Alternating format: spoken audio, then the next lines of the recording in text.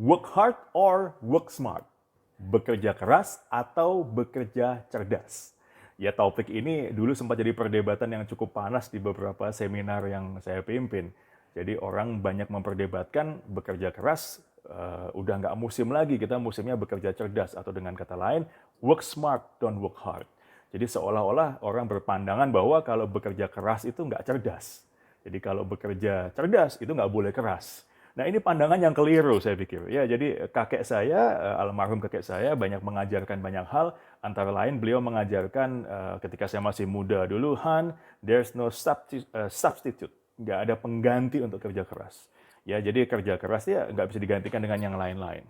Satu orang mentor saya yang lain mengatakan bahwa dengan bahasa yang berbeda, tentang push ups ya, push up dan latihan fisik yang lain, dia bilang you cannot read about push ups. Anda nggak bisa baca tentang push ups. Anda harus menjalankannya baru dapat efeknya. Anda nggak bisa membacanya, termotivasi dengan bacaan-bacaannya, kemudian memiliki badan yang sehat tiba-tiba. You cannot read about push ups dan you cannot delegate push ups. Anda nggak bisa mendelegasikan push ups. Nah, faktanya bekerja keras haruslah ada di DNA kita.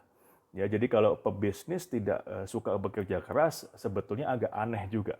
Oke, tapi bekerja keras dengan cerdas. Ya, jadi bekerja keras itu bukan VS dari bekerja cerdas, tapi bekerja keras adalah CS atau teman komplementari dengan bekerja cerdas. Work hard smartly.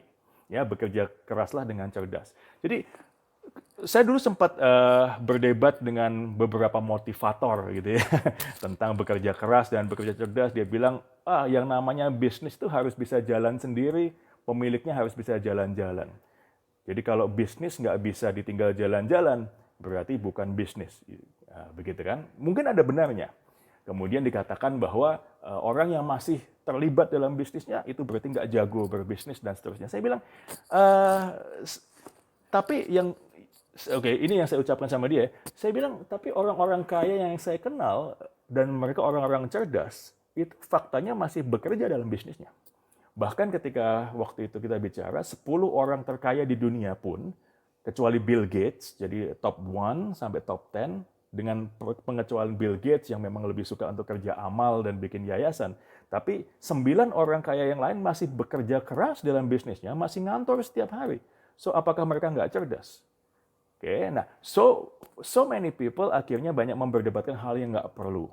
Oke, ketika Anda bisa leverage, bisa punya waktu luang, ketimbang orang lain, dan akhirnya bisa memanfaatkan waktu luang itu untuk mengungkit bisnis Anda lebih tinggi, jadi tidak harus bekerja secara teknikal, tapi bekerja secara vision, maka itu namanya cerdas. Tapi bukan berarti kalau orang yang masih bekerja dan masuk kantor setiap hari adalah orang yang tidak cerdas. Ini hal yang keliru. Saya merindukan sekali masuk ke kantor gitu ya. Saya bekerja keras itu luar biasa menyenangkan, tapi bekerja keras yang cerdas. Nah, apa bedanya bekerja keras yang tidak cerdas dan bekerja keras yang cerdas? Mungkin di vlog saya sebelumnya saya banyak menekankan tentang sitting, thinking, and planning. Oke, kecerdasan manusia hanya bisa muncul kalau difikirkan. Jadi segala sesuatu yang bertindak bersifat refleks tanpa pikir itu adalah buah karya dari otak primitif kita, amigdala kita, otak bertahan hidup. Ya, jadi sesuatu yang ide yang luar biasa, ide yang inspiratif jarang sekali muncul dari on-fit thinking. Ya, kecuali memang sudah dipikirkan berulang-ulang, lalu ketika waktunya tiba, ide itu tiba-tiba muncul. Tapi sebetulnya tidak mungkin secara refleks. Jadi manusia diajarkan untuk bertahan hidup dengan otot-otot dan pemikiran refleks, tapi untuk berkembang dia butuh untuk sit, think, and plan, mengasah sisi-sisi faktor-faktor lain yang biasa nggak difikirkan. Nah, ketika kita tidak membiasakan diri untuk memiliki rencana, maka seringkali kita bekerja dengan tidak cerdas. Ya, kalau tidak cerdas ada dua pilihan. Tidak cerdas yang keras, artinya masih lumayan jalan, tertatih-tatih, tapi kan capek jadinya. Atau bahkan ada lagi, sudah tidak cerdas, tidak keras pula. Jadi saya mohon maaf ketemu banyak pebisnis yang malas berpikir, tapi juga nggak melakukan apa-apa, dan akhirnya cuma mengeluh saja tentang efek COVID dan efek krisis yang lain. Dan no, it's not gonna get us anywhere. Please stop do that. Ya, saya nggak bisa sebut namanya, tapi if you do this, please stop do that. Oke? Jadi hari ini kita mengambil tema yang sebenarnya sudah lama, dan I just want to remind you back tentang working hard is not the opposite of working smart, but working hard is part of working smart and they complement each other. Dan salah satu transisinya untuk membuat bekerja kerasnya bisa cerdas adalah dengan sit down, thinking, and planning. Hal kedua adalah dengan memiliki circle of influence, dengan memiliki orang yang berpengaruh. Satu orang motivator pernah bilang dalam sebuah podcastnya, saya lupa siapa yang ngomong, tapi ngomongnya begini. Kalau Anda berkumpul dengan 5 orang bilioner, Anda akan jadi yang ke-6. Kalau Anda berkumpul dengan 5 orang cerdas, Anda pasti jadi yang ke-6. Minimal jadi yang ke-6, urutan ke-6. Kalau Anda berkumpul dengan 5 orang malas, Anda akan jadi yang ke-6. Kalau Anda berkumpul dengan 5 orang yang jujur, Anda akan jadi yang ke-6.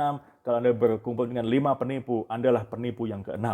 Jadi apapun yang kita kumpul dengan siapa, itu akan membuat kita kurang lebih sama dengan apa yang mengelilingi kita. So if you want to have smart business and the ability of think smart, berkumpulan dengan orang-orang yang memang berpikir besar. Duduk di meja pemenang, pembicaranya beda. Duduk di meja pemenang, membahas peluang-peluang yang berbeda. Duduk di winner's table, membicarakan skala-skala bisnis yang berbeda dan skala-skala perbaikan yang berbeda. Make sure Anda memilih dengan baik tempat di mana, meja di mana Anda mau duduk, sehingga kita bisa berpikir seperti pemenang. That's why kita masih bekerja keras dengan cerdas dan penuh inspirasi yang lain. Right? So hopefully this is enough for today. I'm having another coaching session and yeah, it's good to see you. Sorry sudah agak lama nggak bikin vlog karena sejak PSBB saya bekerja di rumah cukup sambung menyambung begitu ya, cukup banyak acara yang harus kita handle sehingga intensitas untuk vlogging agak berkurang, but hopefully this vlog inspires you a little bit. Alright, leaders are always stronger together and leaders always learn. Tidak ada leaders yang lahir begitu saja, semuanya di-shape karena leadership is a skill, you have to shape and enhance your skill. Hopefully everything is good with you. I'm Han Budiono. Salam the next level.